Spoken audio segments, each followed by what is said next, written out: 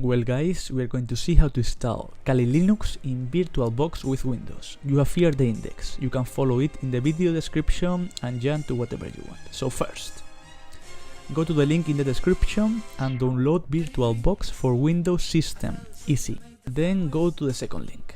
We go to VirtualBox images and download KaliLinux. In my case, 64 bits. You will need a torrent client like uTorrent or BitTorrent. Then we open VirtualBox, we go next, next, and next, and we are done. We have VirtualBox. In VirtualBox, we go to import and select wherever you have your KaliLinux file. And we go next. You see that the configuration is already made for you. You can change the location, the run, and blah blah.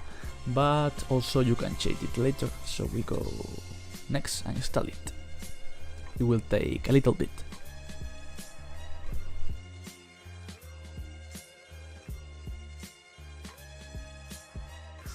Once it's finished, we can go to settings and change the name to something easier. You can change also a lot more stuff, like how many RAM you want your KaliLinux to use from your system. As we're going to see now,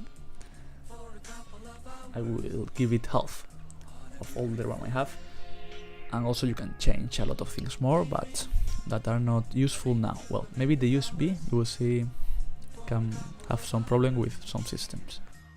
Now double click to run your virtual machine, and like me, some people have some problems with this. To solve it, you have to go to settings again, USB, and change it to USB 1 or uncheck enable USB.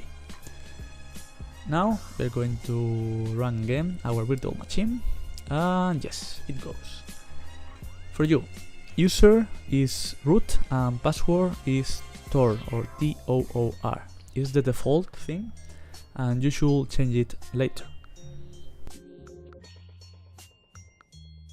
In order to change the screen resolution, you should go to a terminal and write the next command. It will open all the possible screen resolutions.